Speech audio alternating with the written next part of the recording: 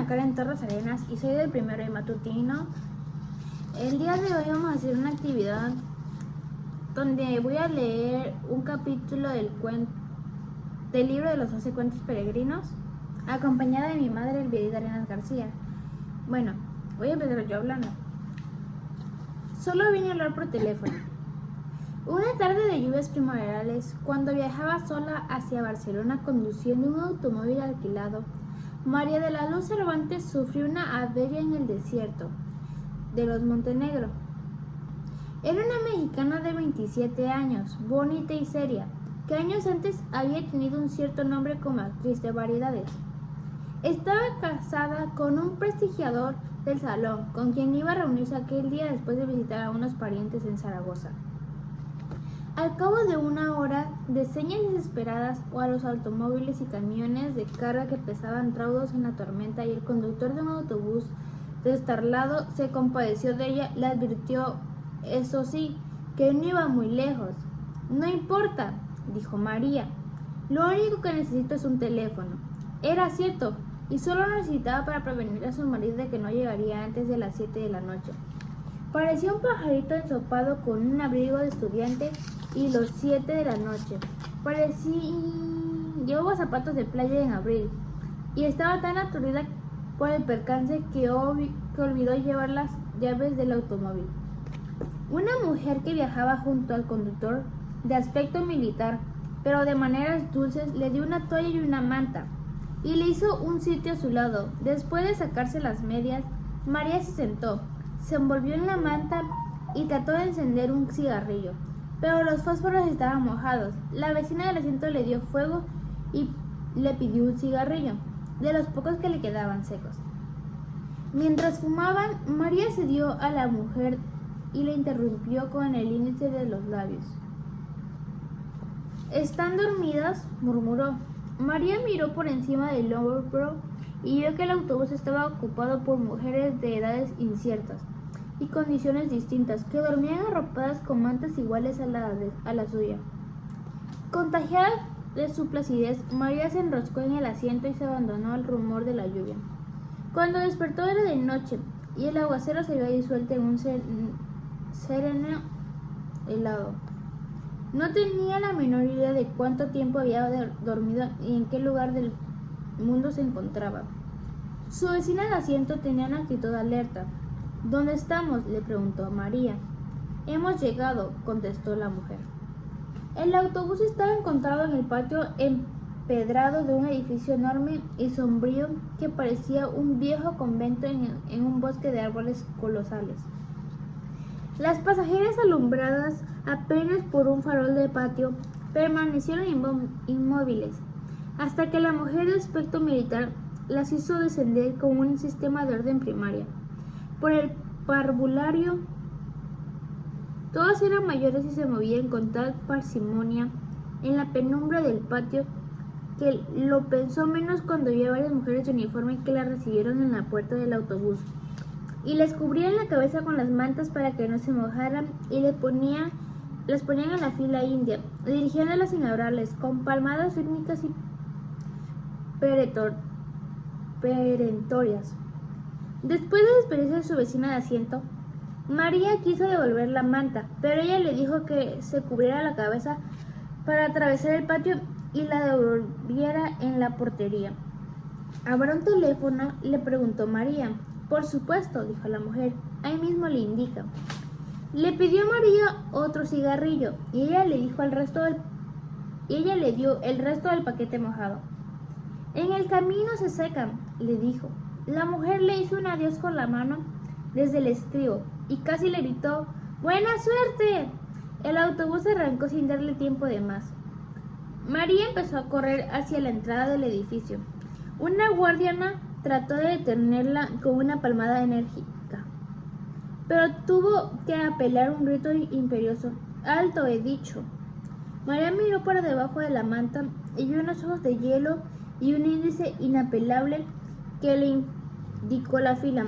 Obedeció y ya la zaguán del edificio se separó del grupo y le preguntó al portero dónde había un teléfono. Una de las guardianas la hizo volver a la fila con palmaditas en la espalda, mientras le decían con modos muy dulces: por aquí, guapa, por aquí hay un teléfono. María siguió con las otras mujeres por un corredor tenebroso y al final entró en un dormitorio colectivo, donde los guardianes recogieron las cobijas y empezaron a repartir las camas. Una mujer distinta, que a María le pareció muy humana y de jerarquía más alta, recorrió la fila comparando una lista con los nombres que las recién llegadas tenían escritos en un cartón cosidos en el corpiño.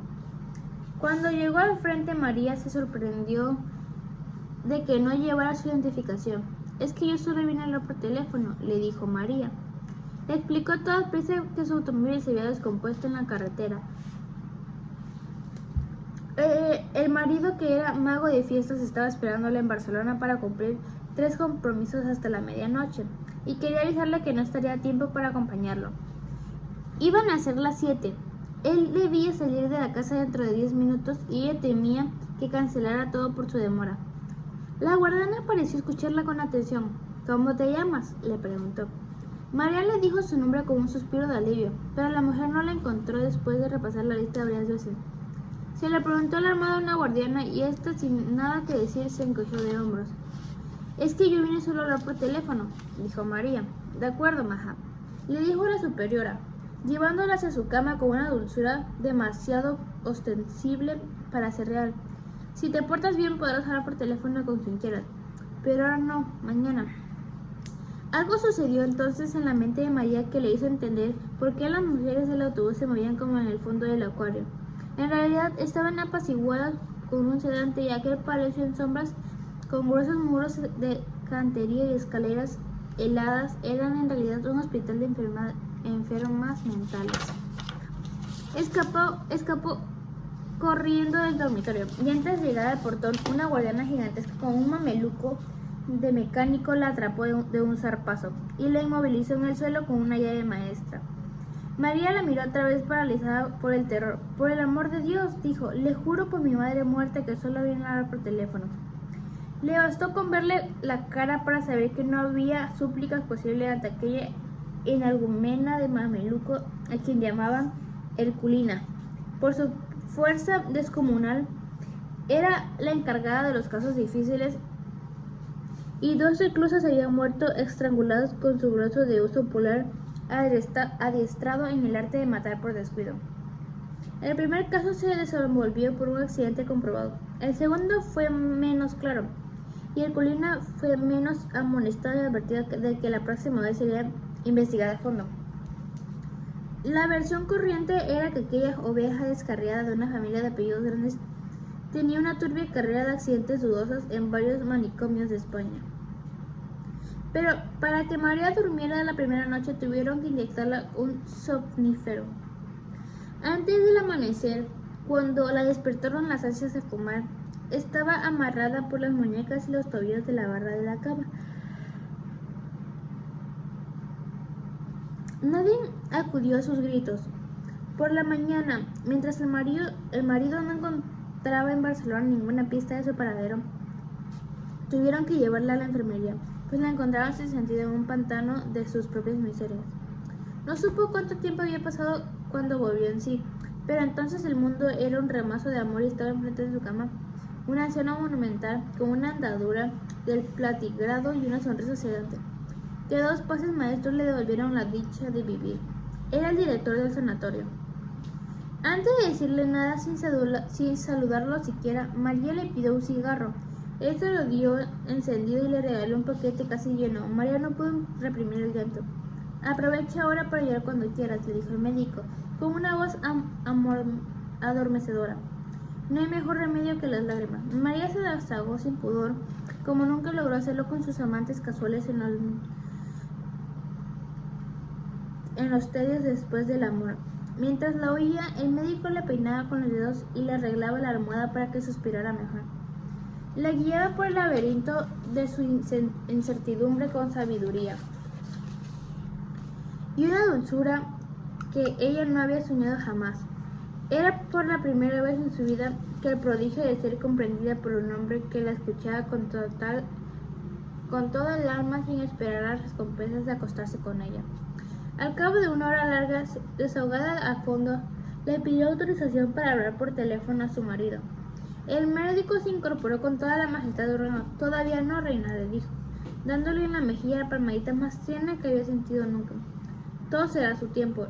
Lo hizo desde la puerta con una bendición episcopal y desapareció para siempre. Confía en mí, le dijo. Esa misma tarde María fue inscrita en el asilo con uno de los números de serie y con un comentario superficial sobre el enigma de su procedencia y las dudas sobre su identidad. Al margen quedó una calificación escrita de puño y de letra del director, agitada tal como María lo había previsto. El marido salió de su modesto apartamento del barrio de Horta con media hora de retraso para cumplir los 3 compromisos. Era la primera vez que no llegaba a tiempo de casi 2 años de una unión libre y bien concretada.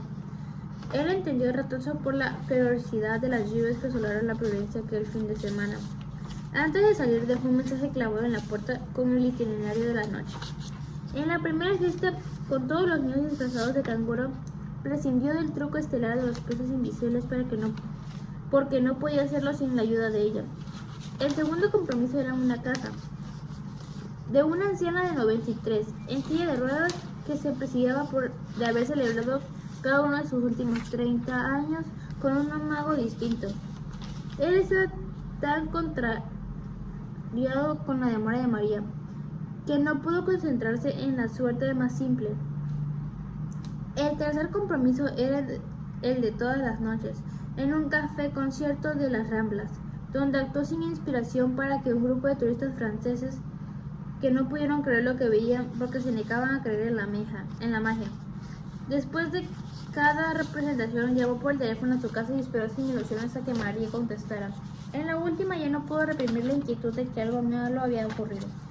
De regreso a casa, en la camioneta adaptada por las funciones públicas, vio el esplendor de la primavera en las palmeras del Paseo de García y lo estremeció el pensamiento aciago de cómo podría ser la ciudad sin María.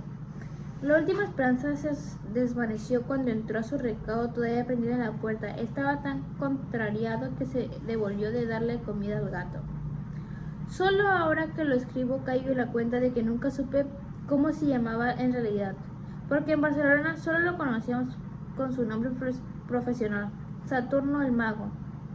Era un hombre de carácter raro y con una torpeza social irremediable, pero el tacto y la gracia que le hacían falta le sobraban a María. Ella era quien lo llevaba de la mano en esta comunidad de grandes misterios, donde a nadie se le hubiera ocurrido llamar por teléfono después de la medianoche para preguntar por su mujer. Saturno había hecho de recién venido y no quería recordarlo, así que esa noche se conformó con llamar a Zaragoza, donde una abuela medio dormida le contestó sin alarma que María había partido después del almuerzo. No durmió más de 1 hora al amanecer. Tuvo un sueño cenagoso en el cual vio a María con un vestido de novia en piltrafas salpicado de sangre, y despertó con la incertidumbre pavorosa de que había vuelto a dejarlo solo, ahora para siempre, en el vasto mundo sin ella. Lo había hecho 3 veces con 3 hombres distintos, incluso él, en los últimos 5 años. Lo había abandonado en la Ciudad de México a los 6 meses de conocerse, cuando agonizaban de la felicidad con un amor demente en un cuarto de servicio de la colonia Azures. Una mañana Mariano amaneció en la casa después de una noche de abusos inconfesables. Dejó todo lo que era suyo, hasta el anillo de matrimonio anterior y una carta en la cual decía que no era capaz de sobrevivir al tormento de aquel amor destinado. Saturno pensó que había vuelto con su primer esposo, un condiscípulo de la escuela secundaria con quien se casó a escondidas siendo menor de edad, y el cual abandonó por otro al cabo de 2 años sin amor. Pero no había vuelto a casa de sus padres, y allí fue Saturno a buscarla a cualquier precio. Le rogó sin condiciones, le prometió mucho más de lo que estaba resuelto a cumplir, pero tropezó con una determinación invencible. Hay amores cortos y hay amores largos, le dijo ella, y concluyó sin misericordia. Este fue corto. Él se rindió ante su rigor. Sin embargo, una madrugada de Todos los Santos, al volver a su cuarto del huérfano, después de casi un año de olvido, la encontró dormida en el sofá de la sala, con la corona de azahares y la larga cola de espuma de las novias vírgenes. María le contó la verdad. El nuevo novio, viudo, sin hijos, con la vida resuelta y la disposición de casarse para siempre por la Iglesia Católica, la habían dejado vestida y esperándola en el altar. Sus padres decidieron hacer la fiesta de todos modos. Ella siguió el juego, bailó y cantó con los mariachis. Se pasó de tragos y en un terrible estado de remordimiento tardío se fue a la medianoche a buscar a Saturno. No estaba en casa, pero encontró las llaves en la maceta de flores del corredor, donde la escondieron siempre. Esta vez fue ella quien se le rindió sin condiciones. ¿Y ahora hasta cuándo?, le preguntó él. Ella le contestó con un verso de Vinicius de Moraes. El amor es eterno mientras dura. 2 años después seguía siendo eterno. María pareció madurar y renunció a sus sueños de ser actriz y se consagró a él, tanto en el oficio como en la cama. A fines del año anterior había asistido a un congreso de magos en Perpignan y de regreso conocieron a Barcelona. Les gustó tanto que llevan 8 meses aquí y les iba tan bien que habían comprado un apartamento en el muy catalán barrio de Horta. Ruidoso y sin portero, pero con espacio de sobra para 5 hijos. Había sido la felicidad posible, hasta el fin de semana en que ella alquiló un automóvil y se fue a visitar a sus padres a Zaragoza, con la promesa de volver a las 7 de la noche del lunes. Al amanecer del jueves todavía no había dado las señales de vida. El lunes de la semana siguiente, la compañía de seguros de automóviles que alquiló llamó por Zaragoza. Colgó. Una semana después, una policía civil fue a la casa con las noticias de que había cientos kilómetros de lugares en que María lo abandonó. El agente quería saber si ella tenía más detalles del robo. Saturno estuvo dándole de comer al gato y apenas si lo miró para decirle sin vueltas que no perdiera su tiempo, pues su mujer se había fugado de la casa y él no sabía con quién ni para dónde. Era tal su convicción que la gente se sintió incómoda y le pidió perdón por sus preguntas. El caso se declaró cerrado. El recelo de que María pudiera irse otra vez había asaltado el Saturno por Pascua, Florida, en Cadaqués, a donde Rosa Regas los había invitado a navegar en vela. Estábamos en Maritim, el populoso y sordido bar de las Aguaches Divine, en el crepúsculo del franquismo, alrededor de una de aquellas mesas de hierro con sillas de hierro donde solo cabíamos 6 a duras penas, y nos sentábamos 20. Después de un agotador la segunda cajetilla de cigarros en la jornada, María se encontró sin fósforos. Un abrazo escuálido de bellos adolescentes, oseo y lampiño de una lapidez de muerto y una cola de caballo muy negra que la tramontana de primavera, pero él iba vestido con una especie de pijama callejero de algodón crudo y unas abarcas de labrador. No volvieron a verlo hasta fines de otoño, en un hostal de mariscos en la Barceloneta, con el mismo conjunto de zaraza ordinaria y una larga trenza en vez de una cola de caballo. Los saludos a ambos como viejos amigos, y por el modo como besó a María y estado viéndose a escondidas. Días después se encontró por casualidad un nombre nuevo y un número de teléfono escritos por María en el directorio doméstico, y el inclemente lucidez de los celos le reveló de quién era. El pronotario social de intrusos acabó de rematarlo. 22 años, hijo único de ricos, decorado de vitrinas de moda, con una fama fácil de bisexual y un prestigio bien fundado por consolador de alquiler de señoras casadas, pero logró sobreponerse hasta la noche en que María no volvió a casa. Entonces empezó a llamarlo por teléfono todos los días, primero cada 2 o 3 horas desde las 6 de la mañana hasta la madrugada siguiente, y después de cada vez que encontraba un teléfono a la mano, el hecho de que nadie contestara aumentó su martirio. Al 4.º día le contestó una ambulanza que solo iba a hacer la limpieza. El señorito se ha ido, le dijo con suficiente vaguedad para enloquecerlo. Saturno no resistió la tentación de preguntarle si por casualidad no estaba ahí la señorita María. Y le dicen, aquí no vive ninguna María, le dijo la mujer, el señorito es soltero. Ya lo sé, le dijo, él no vive, pero a veces va o no. La mujer se encabritó. ¿Pero con quién hablas ahí?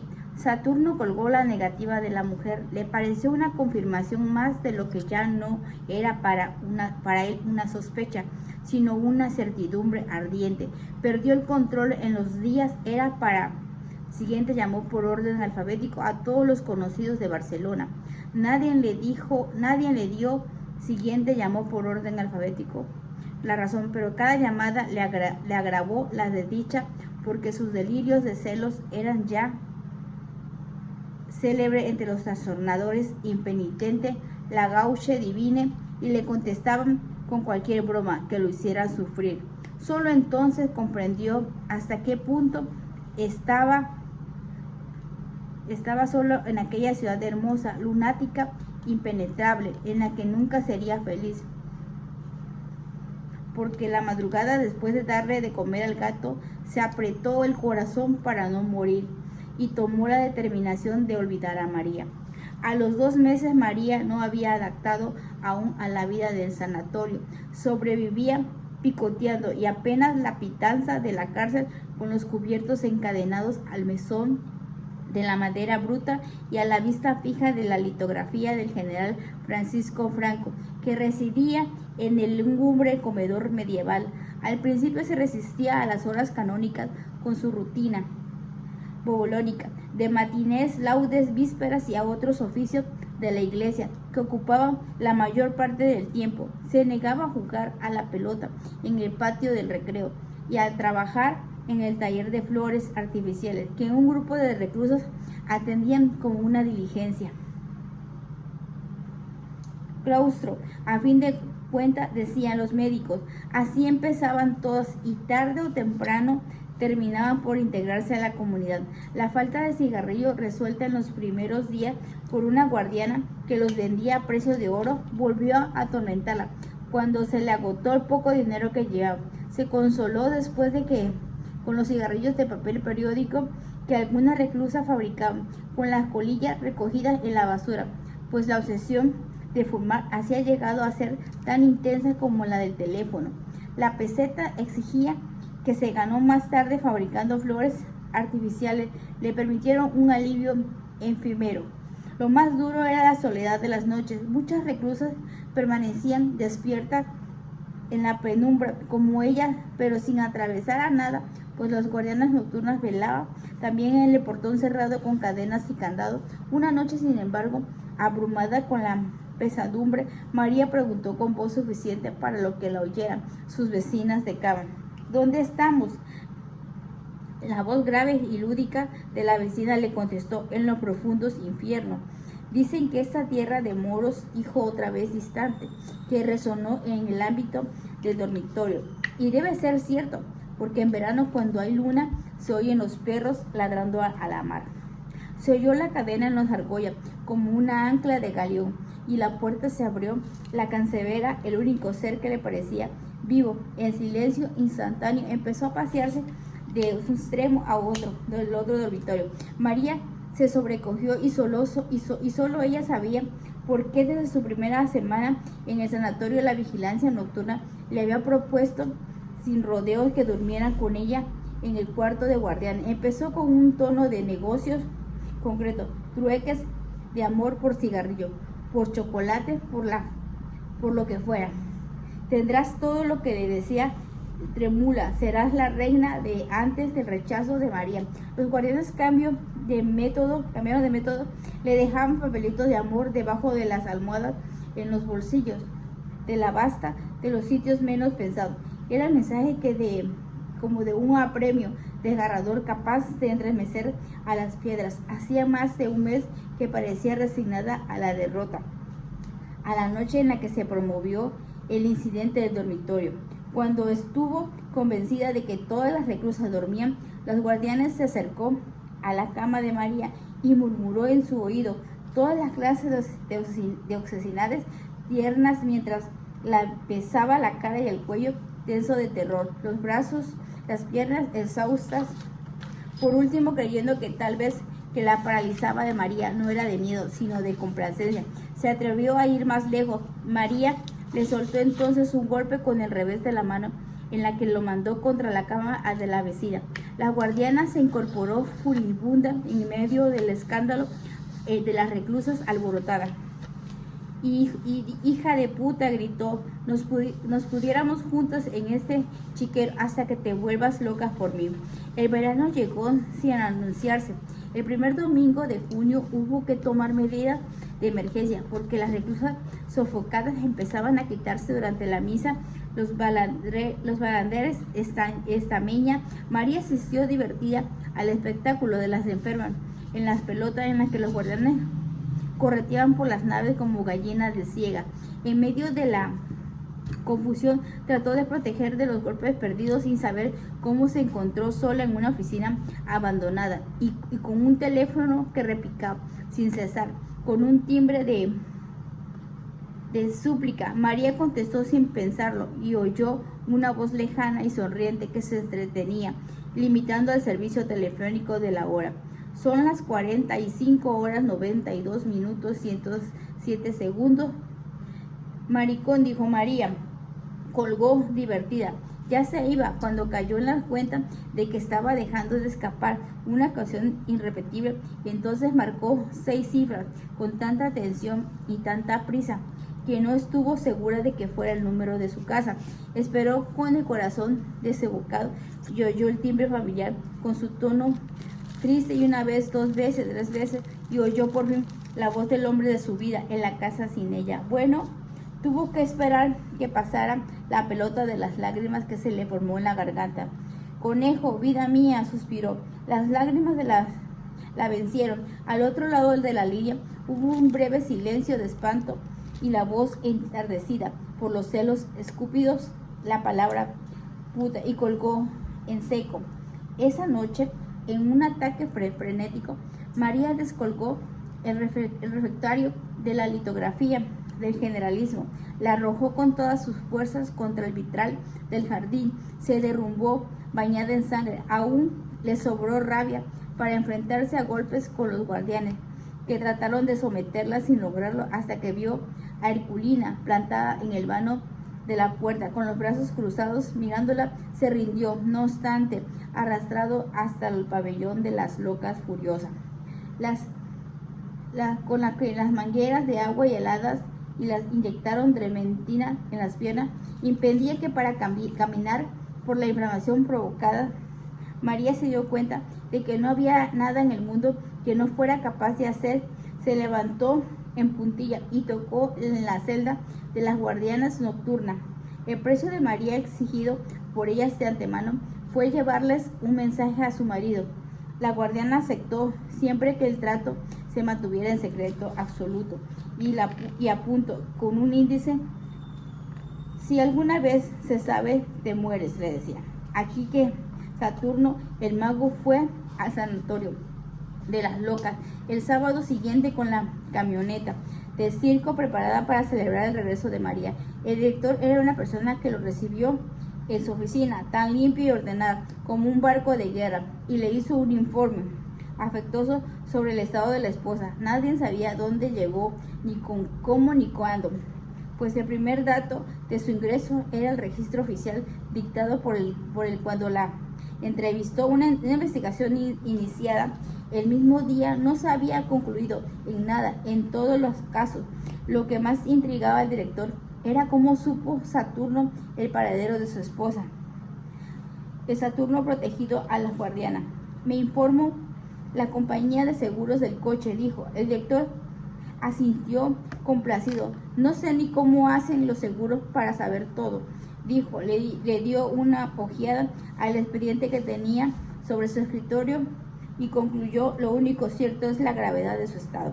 Estaba dispuesto a autorizarle una visita con la precaución debida si Saturno el mago le prometía, por el bien de su esposa, ceñirse a la conducta de que la fe indicara, sobre todo en la manera de tratarla, para evitar que recayera en sus arrebatos de furia cada vez más frecuentes y peligrosas. Es raro, dijo Saturno. Siempre fue un genio, fuerte pero de mucho dominio. El médico hizo un ademán de sabio. Hay conductas que permanecen latentes durante muchos años y un día estallan. Dijo, con todo es una suerte que se haya caído aquí, porque somos especialistas de casos en que requiere mano dura. Al final hizo una advertencia sobre la rara obsesión de María por el teléfono.